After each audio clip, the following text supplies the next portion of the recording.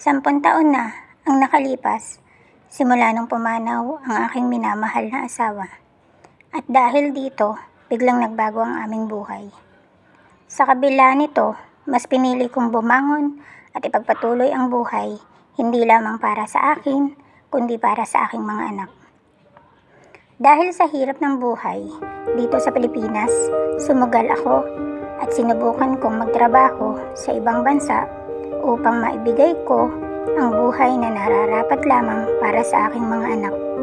Sa aking pag-alis, ipinagkatiwala ko kay Tanya, ang aking panganay na anak, ang responsibilidad ko bilang ina. Si Tanya ang tumayong magulang ng kanyang mga kapatid at dahil sa sobrang tagal ko sa ibang bansa, unti-unti kong napansin ang paglayo ng loob sa akin ng aking mga anak. At sa bawat tawag at pangungumusta ko sa kanila, ramdam na ramdam ko ang malamig nilang trato sa akin. Kalaunan, natapos ang aking kontrata at umuwi ako upang makapiling ang aking mga anak, ngunit mas lalo ko pang naramdaman ang kanilang pagsasawalang bahala sa akin. Isa nyo na! Tanghali na! Magsipagayak na kayo! Nakalis na ako, hindi na ako kakain. Marami pa akong gagawin sa office na lang ako kakain. Ate, sa dali, ipapahit sa school, huwag mong kakalimutan ha. Okay na po, nasend ko na kahapon pa. Salamat ate. You're welcome! Yung akin, kailangan ko na rin.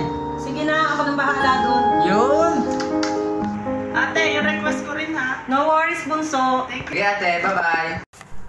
Sa aking pagbalik, nag-akala akong magiging maayos ang lahat. Sa ilang taon kong pagsasakripisyo at pangungulila sa aking pamilya sa ibang bansa, ito ang dadatnan ko. Nag-akala akong tapos na ang aming problema. Nag-akala akong solusyon ang aking pangingibang bansa.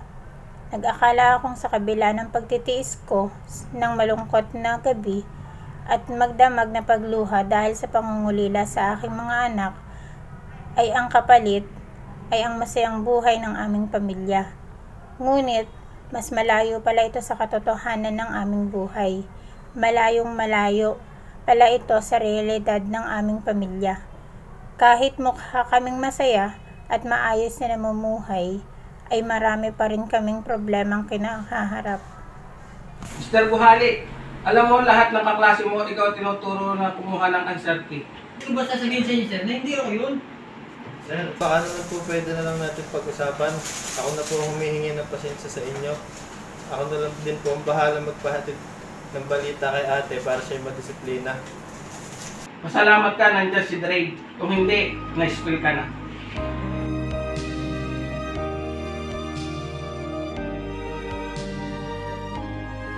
Kamusta ka na? Ayos naman, Mare. Ikaw ba? Magaling ka pa eh. Swerte mo talaga sa mga anak mo, lalo na sa panganay mo. Naku, talagang napakaswerte ko sa kanila. Sapagkat kahit gaano ako matagal sa abroad, na hindi yan sila nagtutulungan. Kaya lang, medyo minalas ka lang yata sa pangalawa mo. Kasi balita ko na napatawag na naman siya sa guidance. Ay, naku, Mare, sa totoo lang. Kasi naapektuhan siya masyado dun sa pagkakawalan ng papa niya. Magaling na lahat, nandiyan yung inaanak ko si Dre. Palagi siya pinagtatanggol. Talaga lang, Mare. Ay siya, sige Mare, at ako yung marami pang pamimilhin sa bata. Sige, Mare, ingat na lang, ingat. Siguro nga sadyang dumadating ang mga problema. Hindi lang naman siguro kami ang pamilyang humaharap sa mga suliranin. Madalas, hindi naiintindihan ng mga anak ang sakripisyo naming mga magulang. Madalas, hindi nagtatagpo ang kaisipan at pinaniniwalaan ng isang anak at ng isang ina.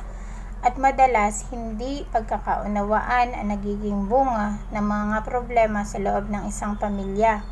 Ganun pa man, kahit ano pa ang mangyari, hindi nawawala ang pagmamahal ng isang ina katulad ko sa kanyang mga anak.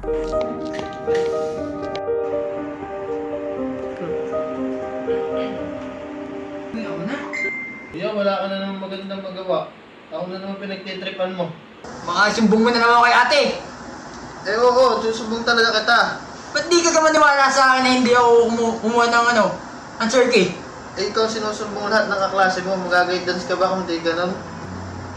Basta maniwala ka sa akin. Ano naman ginawa mong kalokohan? Kung hindi pa sinabi ni tita, hindi namin malalaman. Ba't ginagawa mo sinisisi mo? Buti na lang, inayos ni Dre. Imbes na ikaw ang magturo ng tama, ikaw pa itong puro kalokohan. Ate, ano meron? Oh, isang tita na naman pinakulan yung pabalita. Kung ano naman to yan? Akala mo wala ang ginagawa mo niya? Wala naman talaga. Akala mo wala? Wala talaga. Pero pag ginawa mo, gusto mo malaman niya natin nakabuntis siya. O ano yun? Ano yun? Hindi ko alam yan. Totoo ba? Sumagot ka! Ate, sorry. Nakabuntis na ako. Ano? Ate! Ate, ba naman ikaw? Ate, hindi ko naman sinasadya. Pagod na ako sa inyo. Ate naman. Anong nangyayari? Bakit may talo-talo kayo? Anong meron dito? Nag-aaral ka pa. Intindihin mo ang sarili mo. Pangalawanan mo kung ano ang nangyari sa'yo. Opo, mama. Sorry po. Pero sa gano'n, hindi ko na alam kung ano ang gagawin ko. Panindigan mo kung ano ang kailangan. Nandyan na yan. Harapin natin. Opo, mama. Ko, hindi ko na alam kung saan ako mag-e-eksena o kung ano man ang gagawin ko sa inyo. Hindi ko na alam. Tanya, isko, nasa edad ka na, anak. Yung proposal ng boyfriend mo, tanggapin mo na may sarili kang kaligayahan. Huwag mo silang intindihin. Ivan! Bakit ganon? Simula nung nawala ang papa mo, bakit kailangan magkaganito? Buhayin mo ang iyong sarili ng maayos. Tumayo ka sa sarili mong paa. Nandito lang ako. Hindi ko kailangan magsumikap. Hindi ko kailangan mag-ano para laang sa wala. Para sa atin to. Ha? Ikaw naman, intindihin mo at ayusin mo. Alam ko nasa mabuting landas ang tinatahak mo. Pero, huwag mong iisipin na wala si mama, ha? Nandito lang ako palagi. Uunawain at iintindihin ko kayo. Bunso, alam ko, mahal na mahal kita. Mahal na mahal mo rin kami.